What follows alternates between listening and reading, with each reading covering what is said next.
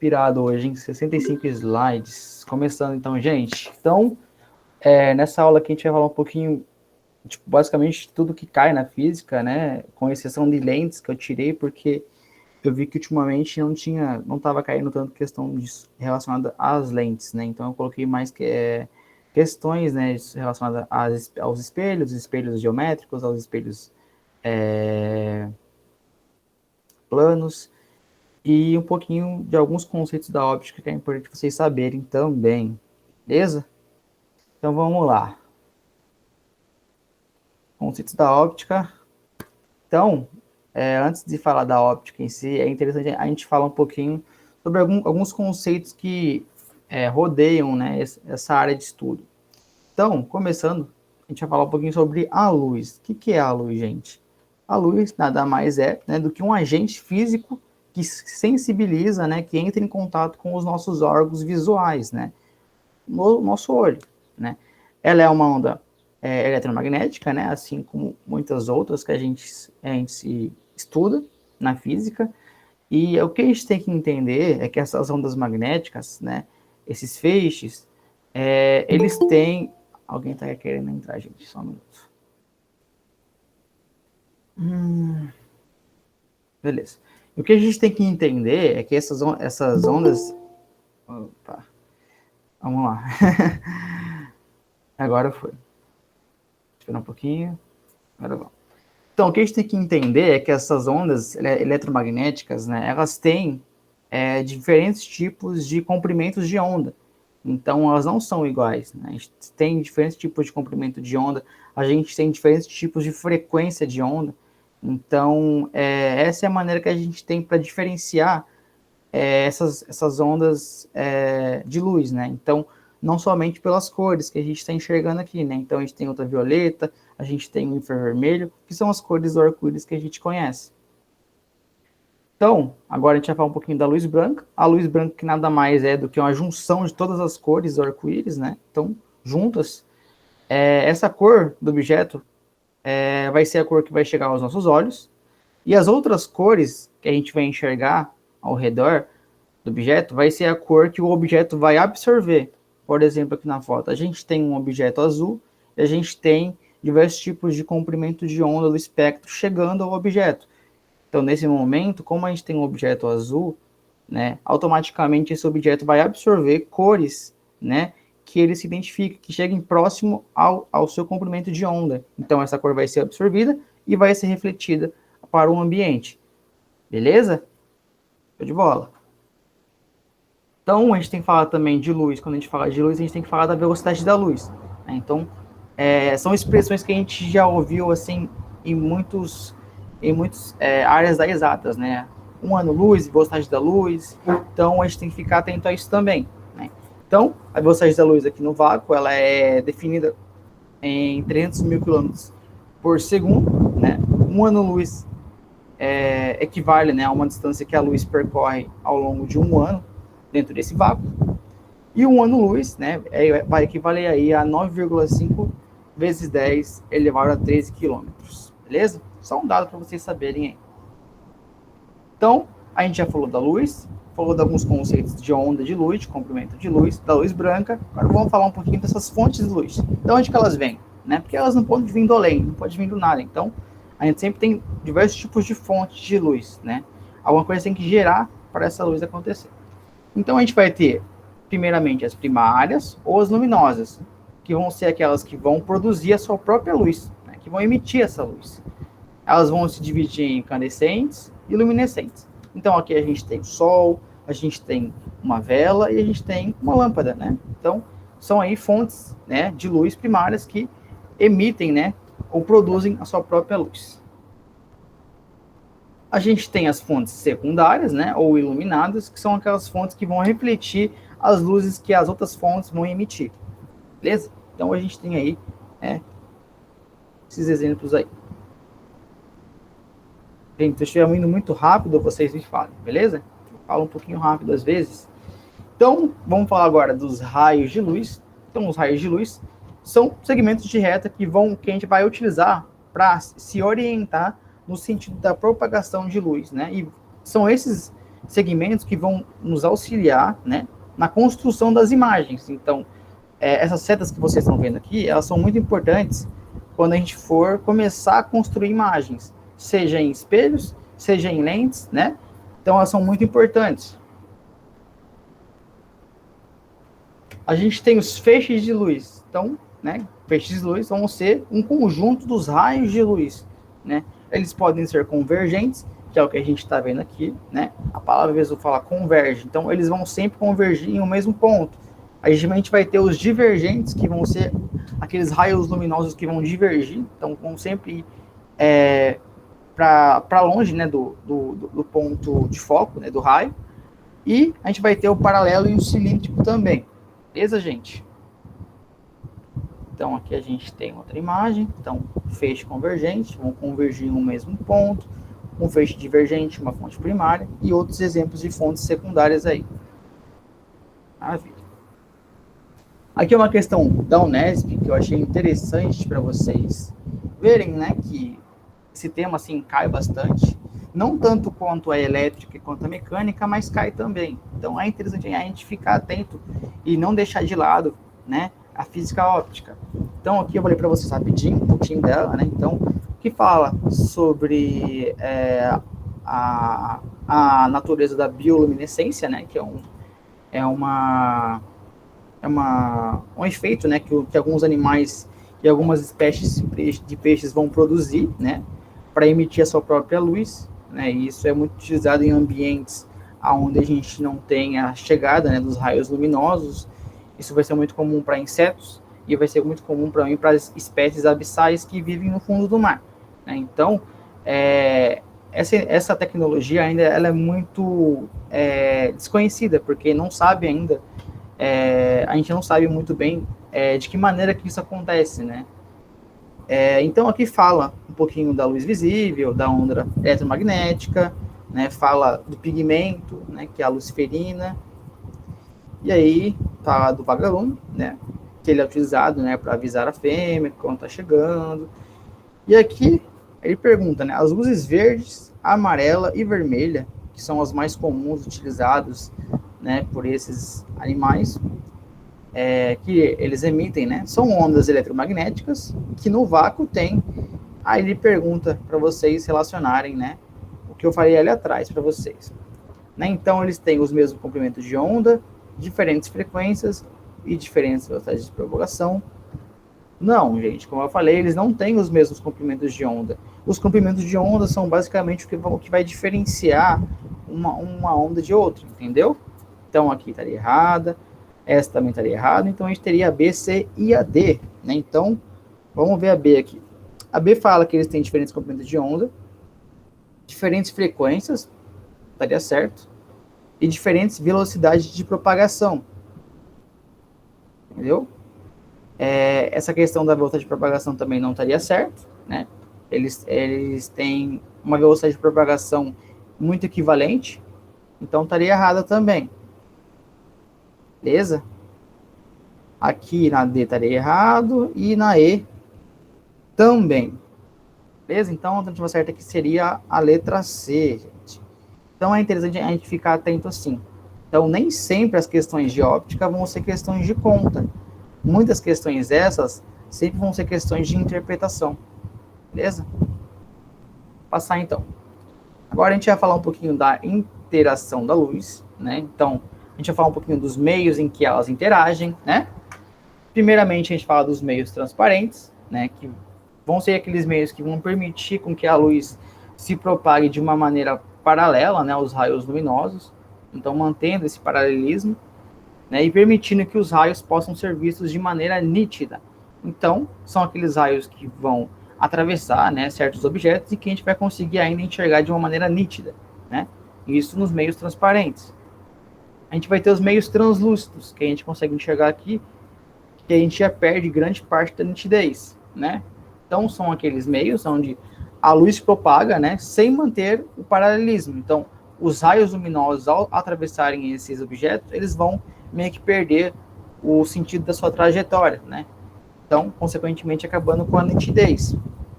Então, a gente tem transparentes, a gente tem os meios translúcidos e a gente tem os meios opacos também, né? Nos meios opacos, que eu não falei, a gente não tem nitidez, né? E a gente não tem paralelismo também. E os raios luminosos, né, eles não atravessam o ambiente. Então, esses são os meios opacos.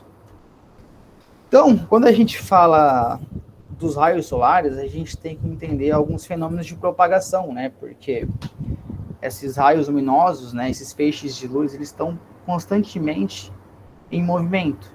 Então, é interessante a gente saber um pouquinho desses fenômenos, né? Então, a gente tem a reflexão, a gente tem a refração e a gente tem a absorção. O que é mais comum a gente ver é a reflexão e a refração. Então, vamos falar um pouquinho sobre eles, beleza? A reflexão de luz, ela vai acontecer quando um feixe ele atinge um objeto de separação, né, entre dois meios, e ele pode ser de dois tipos. A gente vai ter uma reflexão regular, né, que vai ser mais comum em superfícies lisas e polidas, que é o caso que a gente está vendo aqui na foto, ó. Então, essa seria uma reflexão regular. E a gente também teria uma reflexão difusa, né, que é o que acontece na maioria dos objetos que a gente enxerga hoje, né? Ela ocorre geralmente em superfícies rugosas, né? A gente tem também a refração, né, que é quando a gente tem a passagem de luz de um ambiente, de um meio, para outro, de maneira que na mudança de um meio para outro, haja uma mudança de velocidade na propagação dessa luz. Então é interessante a gente estudar um pouquinho disso também. Então, essa refração da luz, ela é muito interessante em estudar. Por quê? Porque ela mexe muito com a questão da óptica, com a questão da velocidade da luz. E essa questão da propagação da luz, ela é muito importante, porque às vezes a gente está em um lugar, por exemplo, a gente está num rio, a gente está olhando os peixes, a gente acha que um peixe está no lugar, mas eles não estão naquele lugar. Então, cria sim uma ilusão de óptica na nossa cabeça. Isso tem a ver com a questão da refração. Por quê? Porque o índice de refração do meio atmosférico é diferente do índice de refração da água. Beleza, gente? Então, ele vai depender muito da densidade do meio. Beleza? Aqui eu coloquei para vocês uma formulinha muito interessante, né? Que aqui fala, né, basicamente, da dioptria plana, que é quando o índice do meio, né, do objeto vai ser dividido, né? A razão para o índice do meio do observador. Então, a gente vai fazer essa divisão, né, do índice do meio do objeto para o observador, que vão ser diferentes, que vai ser igual aí à posição real do objeto, dividido, né, pela posição aparente do objeto. Então, é uma formulinha que vocês vão usar bastante, então gravem aí. E aqui é o exemplo que eu dei para vocês. Então, geralmente, quando a gente está nessa situação do observador, a gente vai perceber que a posição aparente de um animal vai ser diferente da posição real daquele animal, né? E isso pode cair muito nas questões envolvendo a questão da posição, né, da localização e da altura desse animal, beleza? Então, outro exemplo para vocês aí. Ainda falando da refração, isso que eu já falei para vocês. Vamos falar agora do índice de refração absoluta, né? Então, vai ser a razão entre a velocidade da luz no vácuo e a velocidade de luz no meio. Então, vai entrar aqui no exemplo do peixe. Então, a gente vai fazer esse índice de refração do meio atmosférico, né, do ar, com o índice atmosférico, né, o índice de refração do meio, né? Então, essa razão, né, vai ser igual aí ao índice de refração absoluta, que é o N. Aqui alguns exemplos para vocês, né, do índice de refração de alguns materiais: o ar, a água, o vidro, a glicerina, o álcool etílico, o diamante e o acrílico. Então, são só alguns valores para vocês guardarem aí, que eu acho interessante. Já que a gente está falando de refração, é interessante a gente falar também, né, de algumas leis de refração, né? Então, uma muito comum que vocês usam bastante é a lei de Snell-Descartes, né? Então, essa lei de Snell-Descartes, ela vai falar basicamente da razão, né, entre o seno do ângulo de incidência, então o ângulo que vai entrar, com o seno de ângulo de refração, com o seno de ângulo que vai entrar no outro meio, né? Esses ângulos, eles tendem a ser parecidos, né? Então, basicamente, ele tende a ser igual, 45 em 45, então a gente vai fechar aí com um ângulo de 90 graus, né? Só que ele basicamente ele vai depender do meio que a luz vai se propagar. Então, vai ter casos em que esse ângulo de incidência vai ser diferente. E aí, a gente vai usar essa formulinha aqui. Tanto essa quanto essa. Então, as duas a gente pode usar. Então, aqui a gente vai ter, né, o N1, né, vezes o θ do meio número 1, do ângulo de incidência 1, vezes o N2, né, que é igual, vezes, né, o seno do θ do índice de incidência que está saindo, né, e tudo isso vai ser igual ao ângulo de incidência total. É isso. Então, aqui, outra dica importante para vocês. Quanto maior for o ângulo, né, maior vai ser a velocidade do meio e menor vai ser o índice de refração. Beleza? Então, que é a lei de Snell-Descartes que vocês usam bastante quando a gente está falando de refração. Aqui um outro exemplo para vocês, né? Como eu falei, então quando o índice, né, de incidência for menor do que o índice do meio, né, a gente vai ter uma diminuição da velocidade, né? Então, quando I for maior do que R. Aqui, quando ele for maior, então a gente vê uma diferença basicamente na propagação do raio, né?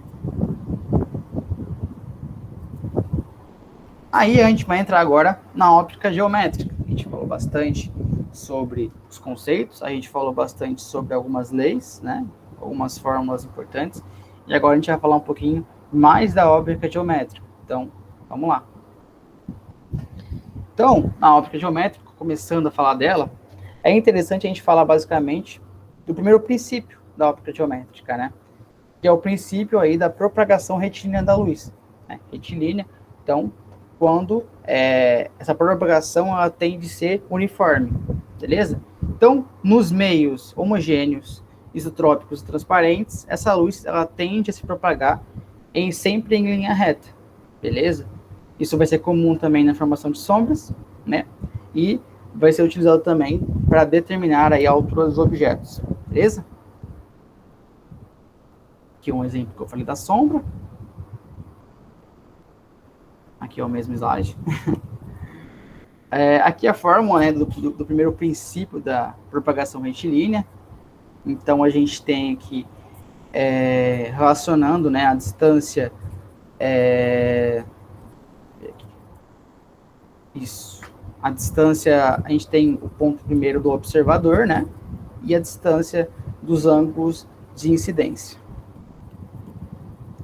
Vamos lá, então, aplicar essa formulinha aí para vocês. Então, a gente tem aqui uma questãozinha bem simples, né? Então, o que fala? Um aluno, desejando determinar a altura de um edifício, mediu o comprimento de sua própria sombra e da sombra do edifício, formadas em um piso horizontal. Para a sua sombra, obteve valor de 60 centímetros, né? 0,6. E para o edifício, 5,4 metros. Então, vamos converter tudo para metros. Sabendo que a altura do aluno é 1,60, a gente tem que determinar aqui a altura do edifício. Beleza? Então, aqui a gente vai ver que a gente fez a continha basicamente bem simples, né? A gente fez a razão. Então, a gente queria saber a altura do edifício. A gente sabia que a altura do aluno era 1,60, então a gente fez a altura por altura. E a gente fez a distância entre o aluno até o prédio, dividido aí pela altura do aluno. Então, aqui deu nas contas, né, que a altura do prédio era equivalente a 14,4 metros. Beleza, gente? Então, bem simples, né? Outros princípios aqui equivalem a outros tipos de fontes, né? A gente vai ter também as fontes pontiformes e pontuais. Nessa, a gente vai ver que as fontes elas vão ser retilíneas, né? Elas vão ser uniformes, podendo produzir apenas sombra, né? Que é o caso aqui dessa fonte de luz pontual, passando por um obstáculo opaco, beleza? Nas fontes extensas que a gente tem, a gente pode produzir sombra e penumbra também. Então, a gente tem aí um objeto, né, a sombra produzida e a penumbra, né, divergindo para fora. A gente tem aí o segundo princípio, né, que é o princípio que fala aí da interdependência dos raios luminosos, que é, né, basicamente, ele define que a luz, né, vai ser uma onda que vai transportar energia e que esses raios eles vão continuar a sua trajetória de maneira independente. Então a gente vai ter um raio cruzando com outro raio, né, mas eles vão ser independentes, de maneira que quando eles atravessarem um outro raio, eles vão continuar a sua trajetória, que é o caso que a gente vê aqui. Né? A gente tem um raio saindo desse ponto, outro saindo desse ponto, eles fazem sua trajetória de maneira que ela não seja interrompida, né, e terminam a sua trajetória. Então, é isso que fala o segundo princípio. Então, o terceiro princípio trata-se aí da reversibilidade dos raios luminosos, que fala que o caminho de ida da luz pode ser o caminho da volta. E isso vai se aplicar em muitos casos. Né? Vamos aqui falar de um. Aqui fala de um outro exemplo, né? Fala de um aluno. A um aluno foi dada a tarefa de medir a altura do prédio da escola, né, que ele frequentava. O aluno, então, pensou em utilizar seus conhecimentos de óptica geométrica e mediu em determinada hora da manhã o comprimento das sombras do prédio e a dele mesmo. E, né, ficou respectivamente na calçada. Tá. Facilmente chegou à conclusão de que a altura do prédio da escola era de cerca de 22,1 metros. Então, a gente já tem a altura da escola. As medidas por ele obtidas para as sombras que ele tinha foram igual, né, comprimento de 10,4 metros e 0,8 metros, que eram essas duas sombras que ele tinha. Então, aqui a gente queria saber qual que era a altura do aluno. Então, baseando, né, na outra conta que a gente fez lá, então a gente utilizou aqui a altura da escola, vezes a altura, a sombra, né, a razão da sombra do prédio, pela razão da sombra do aluno. Então, aqui a gente chegou, né, com 10,4 igual a 7,8, e no final a gente descobriu que o prédio tinha de altura, né, o aluno, no caso, 1,7 metros. Beleza, pessoal? Bem simples, né? Também, tranquilo. Agora a gente vai entrar no assunto final de hoje, basicamente, que são os espelhos planos, né? Que eu acho que é um dos assuntos que mais cai aí para vocês. Então, para os espelhos planos, a gente vai adotar aí uma nomenclatura que vai servir para a vida toda de vocês. Quando a gente utilizar o I, esse I, ele vai servir basicamente, né, para nos informar que vai ser um raio incidente. Então, vai ser um raio que vai estar incidindo diretamente no espelho. O N vai ser equivalente à reta normal à superfície. Então, vai ser, né, a trajetória que o raio vai percorrer até o ponto. O R vai ser o raio refletido, seja ele incidente ou refletido. Então, a gente vai ter um Rzinho aqui também. Aqui eu coloquei um pouquinho sobre a parte de construção de imagens, que eu acho que é interessante vocês saberem, né?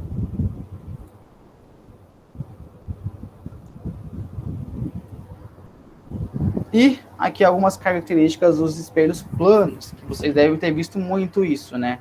Questão de uma imagem ser virtual, ser real, ser direita, se ela está invertida ou não. Isso é importante saber. Então, quando ela for virtual, né, vai ser formada aí pelo cruzamento dos prolongados dos raios refletidos.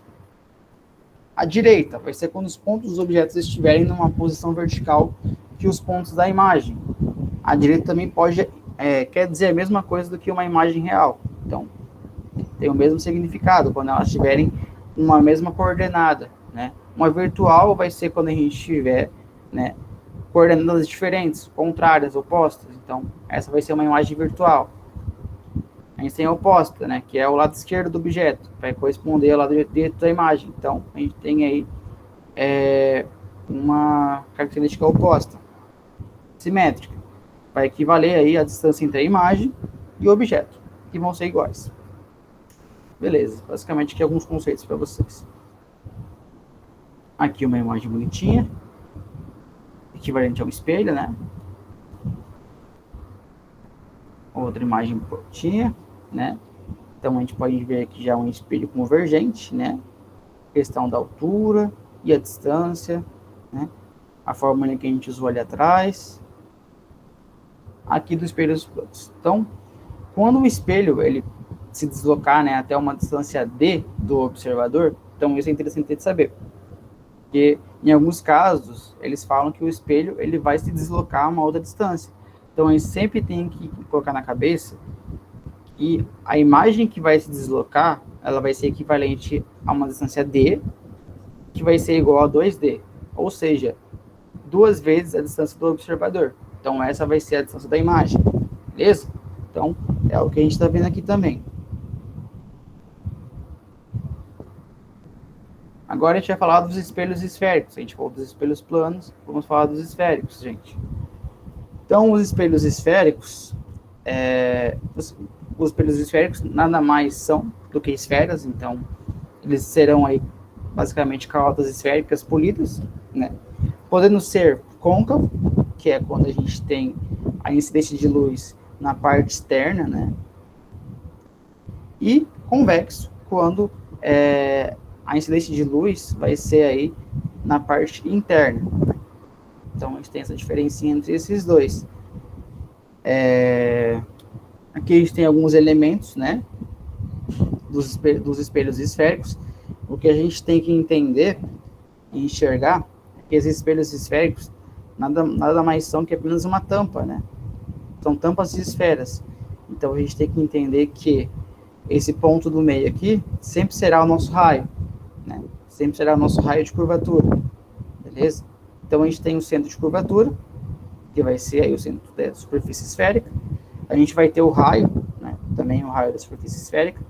A gente vai ter o vértice, né? Que vértice vai ser essa regiãozinha aqui, aonde os raios vão chegar.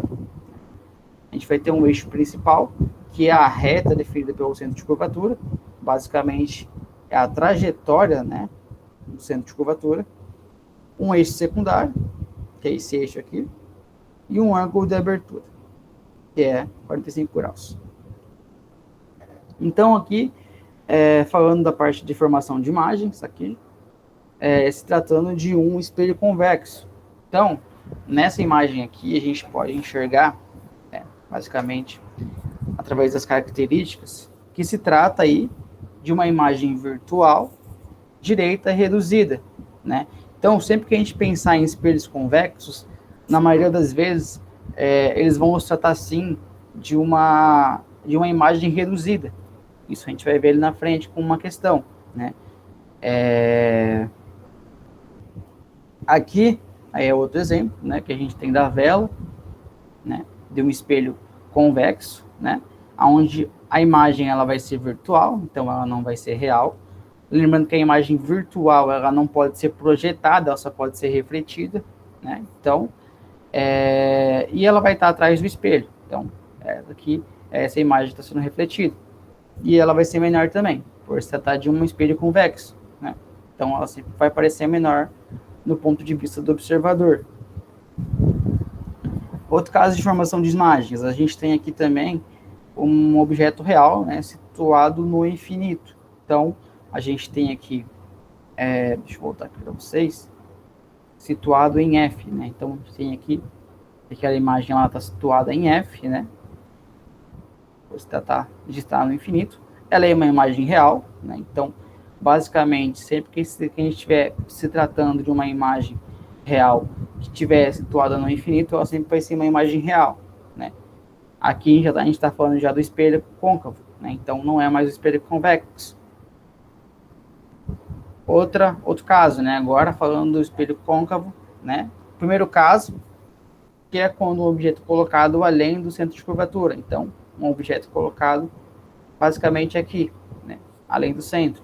Então, essa imagem aqui, ela vai ser uma imagem real, né? Então, como ela se localiza no centro, então é uma imagem que vai passar ali basicamente pelo vértice. Então, é uma imagem que vai estar reduzida, né? Pelo espelho convergir, né, em um espaço menor.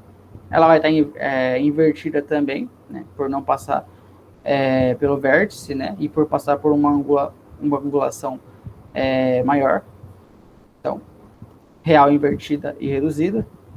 Aqui é quando um objeto estiver situado atrás, né, antes do centro de curvatura, que a gente viu, né? Então, antes do centro de curvatura, ele vai estar localizado aqui. Essa imagem ela vai ser uma imagem real, né, invertida, porém menor, né, também menor. E eles sempre perguntam também qual vai ser a localização dessa imagem. Então, ele vai ficar aqui entre C e o F, né? É interessante saber. Então, a imagem que vai se localizar aqui é uma imagem que vai passar até o vértice e vai se localizar aqui no ângulo de incidência. Aqui, um outro caso, né, um objeto colocado aí no centro de curvatura, né? Então, uma imagem colocada basicamente em foco, né? Então, vai ser uma imagem real, vai ser uma imagem invertida, né? E vai se localizar ali em C. Aqui, gente, beleza?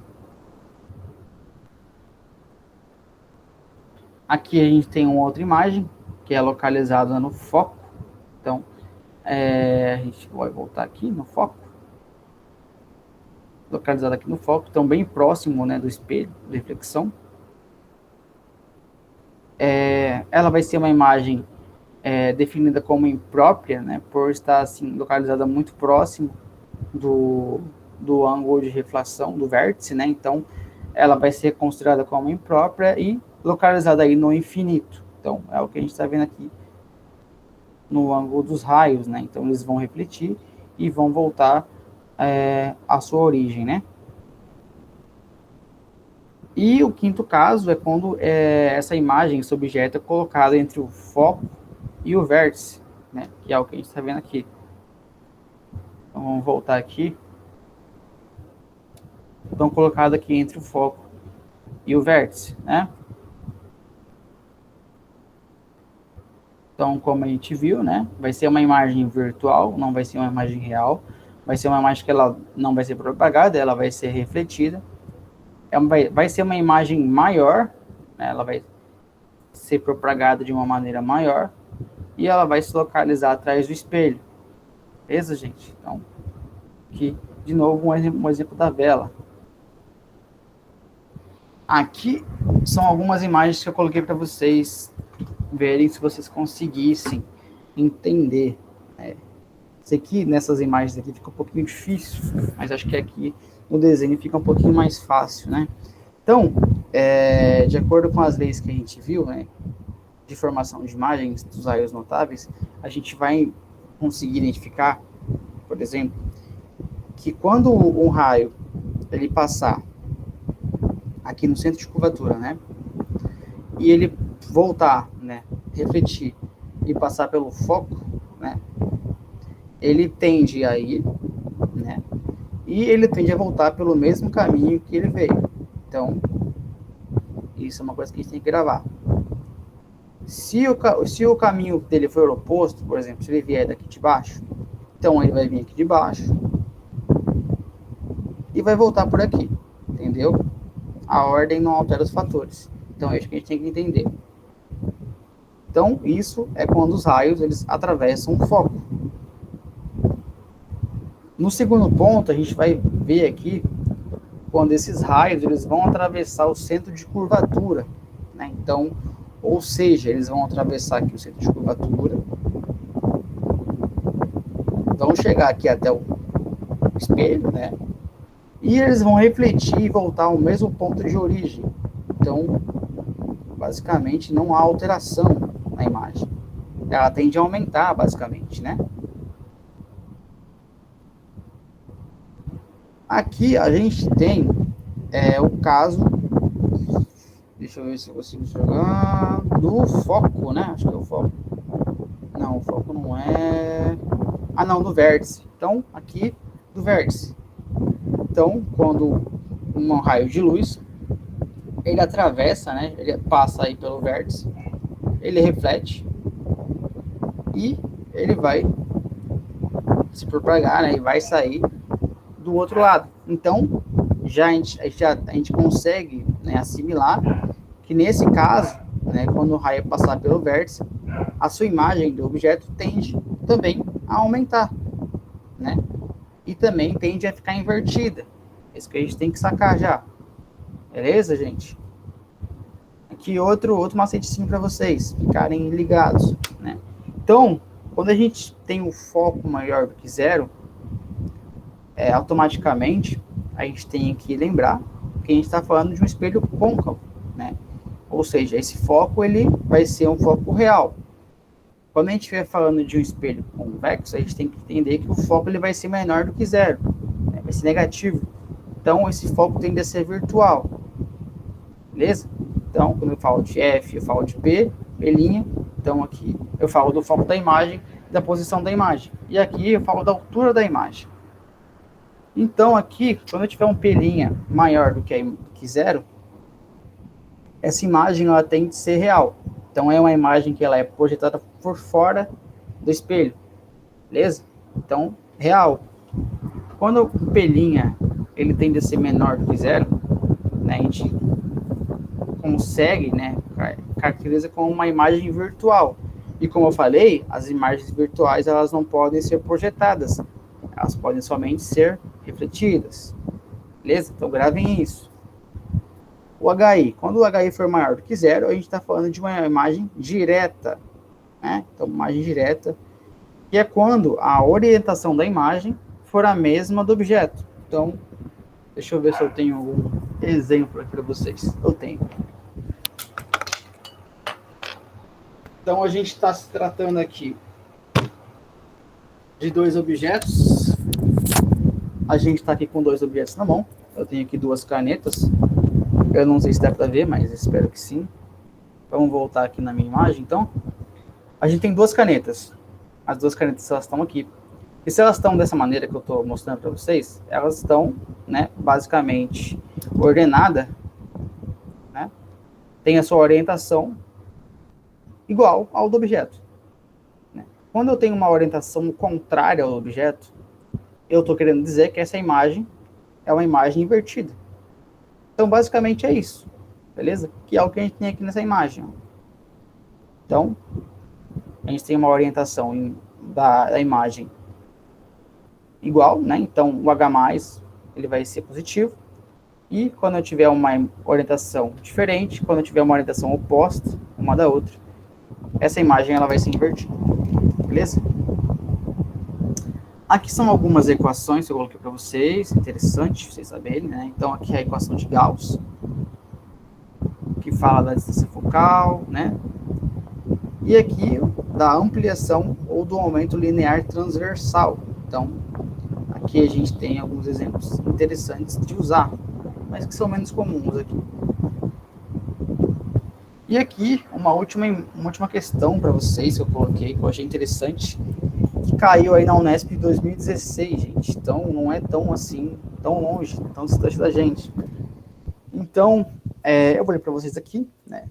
E vocês respondam para mim no chat aí, se vocês conseguem responder, né? Então, vamos lá.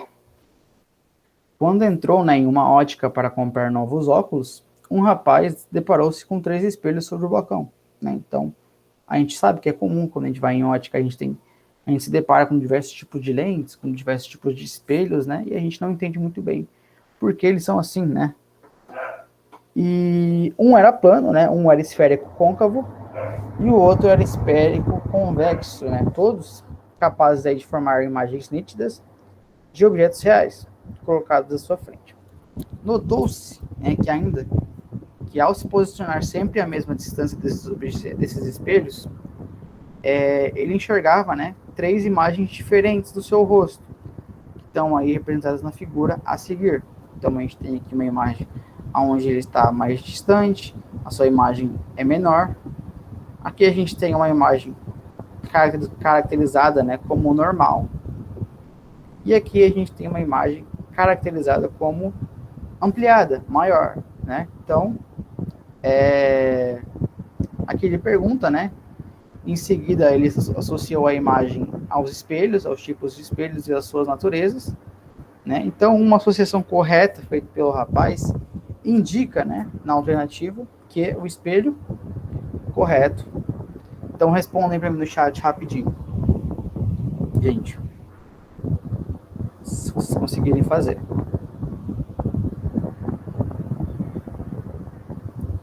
Vou pôr para vocês verem aqui.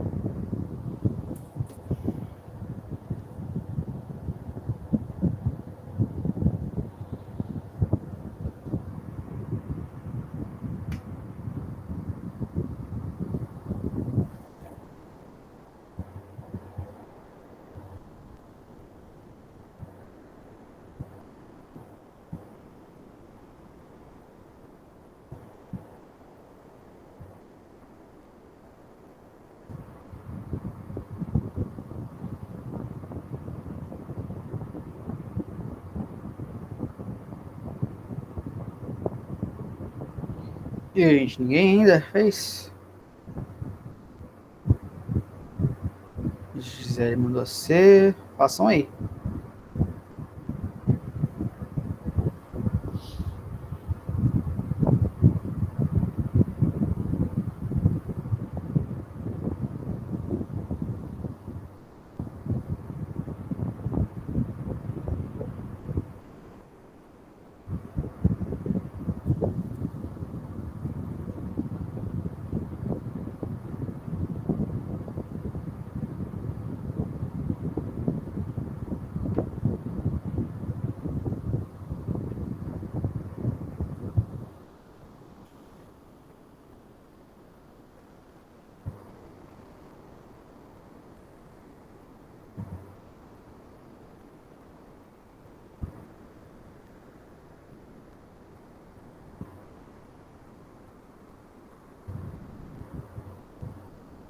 Vamos ver aqui se vocês já fizeram. O que mais?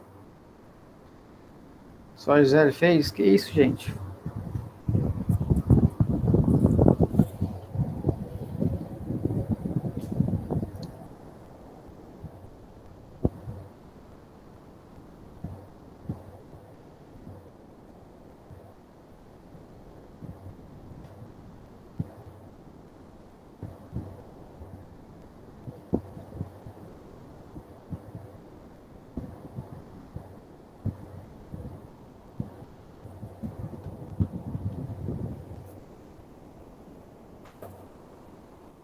Então vamos lá, de novo, né? Então,